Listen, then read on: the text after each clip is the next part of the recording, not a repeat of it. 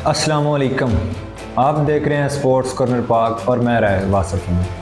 जैसा कि Asia series चल रही है और आप सब ने देखा कि इंग्लैंड टीम किस तरह फ्लॉप होकर रह गई है, किस तरह उनको मुंह की खानी पड़ी है। वो अपनी जो एक इंग्लैंड टीम जिस मयार की जानी जाती थी वो उस मयार पे उतर नहीं सकी। जिस तरह एशिज़ होते थे कांटेदार मुकाबला, मर मर के एक दूसरी टीम जीतती थी दूसरी टीम से। अगर कोई हारती भी थी तो वो इतना फाइट कर जाती थी कि दिलों में राज करते थे वो लोग, अपने जो है ना कंट्री को वो मायूस नहीं करते थे। लेकिन इस दफ़ा इंग्लैंड ने बिल्कुल मायूस कर दिया शायकीन क्रिकेट को और अपने मुल्क को बिल्कुल मायूस किया। वो जिस तरह की कारकर्दगी दिखा रहे हैं एशिज़ में, क्योंकि एशिज़ का बहुत बड़ा मुकाबला होता है, पूरी दुनिया देखती है इस चीज़ को, पूरी दुनिया की मीडिया कवर करती है एशिया सीरीज़ को कि इंग्लैंड और ऑस्ट्रेलिया की सीरीज़ कांटेदार और जिस तरह एक मज़ा आता है देखने में। लेकिन वो चीज़ इस बार नहीं देखने की मिली। आखिर इसके पीछे वजह क्या है, जिस तरह कि ये ऐसा हुआ क्यों? क्योंकि इंग्लैंड इस तरह कभी फ्लॉप हुई नहीं है, कभी देखा नहीं है इंग्लैंड क्रिकेट टीम ख़ास तौर पे टेस्ट में इस तरह फ्लॉप हुई हो। तो इसमें जो सबसे ज़्यादा जो एक्स उनके क्रिकेटर्स हैं, साबिक क्रिकेटर्स, वो जो कर रहे हैं, जिस चीज़ को तनकीद कर रहे हैं वो मुकल्लम को कर रहे हैं, मुकल्लम और बेन स्टोक्स को, जिन्होंने इस चीज़ का जो आइडिया लाए कि हम बेसबॉल क्रिकेट खेलेंगे, कि दूसरी टीम पे डोमिनेट करेंगे, उससे प्रैक्टिस करेंगे, हम तेज़ क्रिकेट खेलेंगे और हम जो है ना दूसरी टीम पे को बिछाड़ेंगे। लेकिन ये इनका आइडिया काम नहीं कर पाया। इस आइडिया ने उनकी टीम की जो एक पीछे तारीख है उस चीज़ को तबाह करके रख दी है कि वो इसका सारा का सारा जो है ना उन्होंने, जो उनके क्रिकेटर्स हैं या उनके शायकीन हैं, उनके मुल्क ने ये सारा का सारा ब्लेम जो है ना मुकल्लम को डाल दिया है कि मुकल्लम ने ये आइडिया लाया क्रिकेट के अंदर और हमारी क्रिकेट को तबाह कर दिया। और ये देखने में भी ऐसा ही आ रहा है कि ये इस आइडिया ने ना इंग्लैंड के क्रिकेट को बिल्कुल तबाह कर दिया। कभी भी ऐसा नहीं हुआ था कि इंग्लैंड इस तरह आ रही हो। इंग्लैंड के अंदर तो हारती नहीं है बिल्कुल भी। वो इंडिया जैसी टीम से इंग्लैंड जो है 2 बड़ी सीरीज हुई हैं 2025 में उनकी टेस्ट की, एक भारत के ख़िलाफ़ और एक ऑस्ट्रेलिया के ख़िलाफ़। भारत की सीरीज़ इंग्लैंड के अंदर हुई थी जहां कि उन्हें 5-0 से जो है ना वो सीरीज़ जीतनी चाहिए थी, लेकिन वो सिर्फ सीरीज़ ड्रा कर सके हैं। बिल्कुल जो है ना उन्होंने मायूस किया। जिस तरह पहले टेस्ट जो हुआ उसमें इंग्लैंड भारत के ख़िलाफ़ 5 विकेटों से जीती थी और दूसरा टेस्ट जो भारत है वो 336 रन से जीती थी इंग्लैंड के अंदर ही। ये देखना कितनी बड़ी शिकस्त है जो टेस्ट के अंदर। T20 का चलो समझ आया कि T20 के अंदर कोलैप्स कर गई टीम, तो वो जी 100 रन से हार गई, 150 रन से हार गई, वो खेल नहीं पाया था। लेकिन टेस्ट में जो होती है ये एक ऐसी एक प्रॉपर क्रिकेट है, इसमें आपको 2 चांस मिलते हैं। लेकिन फिर भी इंग्लैंड जो है ना वो 336 रन से आई। फिर जो तीसरा टेस्ट था उसमें इंग्लैंड सिर्फ 22 रन से जीती थी। ये कोई इतनी बड़ी जो है ना जीत नहीं थी जिस तरह के इंग्लैंड को करना चाहिए था। दूसरे टेस्ट में जिस तरह 336 रन से इंडिया जीती थी, तो इतने ही बड़े मार्जिन से इंग्लैंड को भी जीतना चाहिए। लेकिन खैर जीत तो जीत होती है। फिर चौथा मैच ड्रा हुआ, उसमें जो है ना वो बिला रिजल्ट के जो मैच ख़त्म हो गया और 5वां टेस्ट जो है फिर भारत जीत गई थी 6 विकेटों से। देखें ना कि एक चीज़ आपके घर गए हुए हैं, इंडिया अगर जीतती भी ना तो वो मर के जीतती अब जो है ना 1 विकेट से या 10 रन से, जिस तरह 22 रन से इंग्लैंड जीता। लेकिन वो उसका ऑपोजिट हुआ, इंग्लैंड मार के जीत रही थी इंडिया से, इतना सख्त मुकाबला हो रहा था। लेकिन चले वहाँ तो इंग्लैंड ने मुकाबला कर दिया, सीरीज़ को ड्रा कर दिया। तो एशिज़ में तो ऐसा कुछ भी नहीं हो पाया। एशिज़ में जो है इंग्लैंड वो 3-0 हो चुकी है, तीनों के तीनों टेस्ट हार चुकी हैं।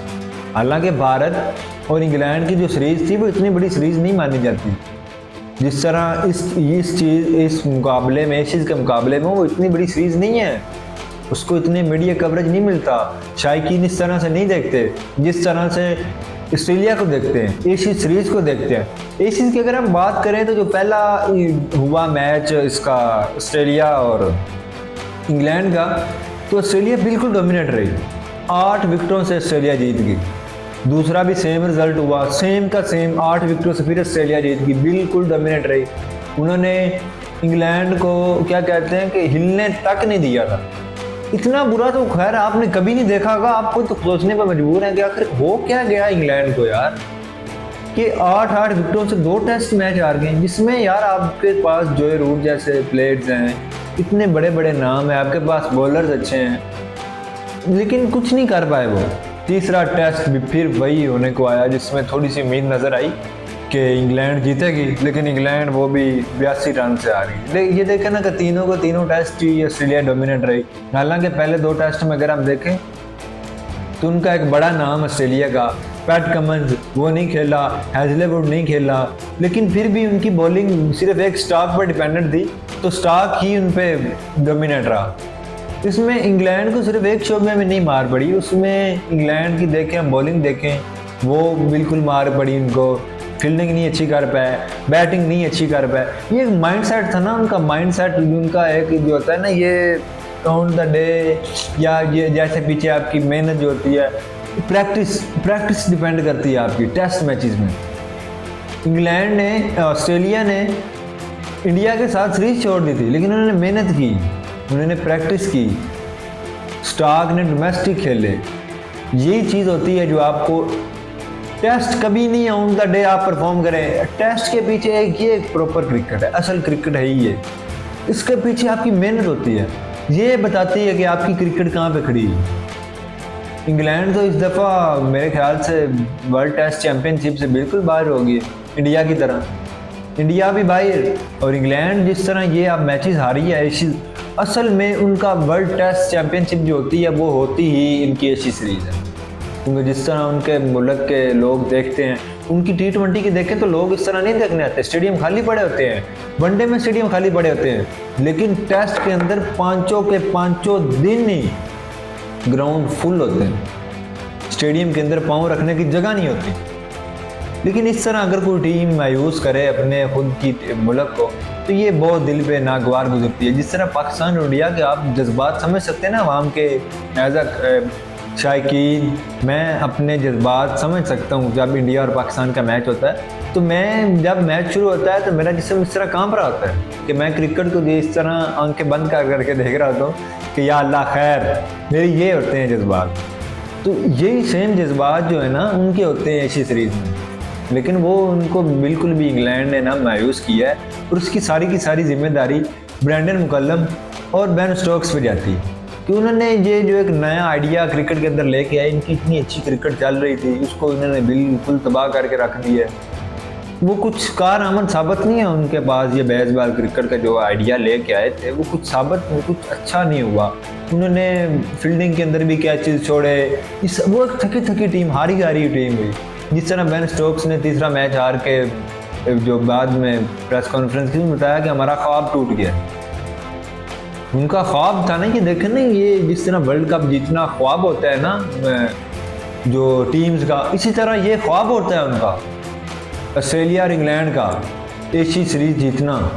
क्योंकि आपकी पूरी कंट्री, आपके पूरे लोग, आप एतमाद के साथ अपने कारोबार छोड़ के वो 5 के 5 दिन आपको आके देखते हैं, लेकिन आप ऐसा रिजल्ट दें तो फिर वो मायूस होते हैं।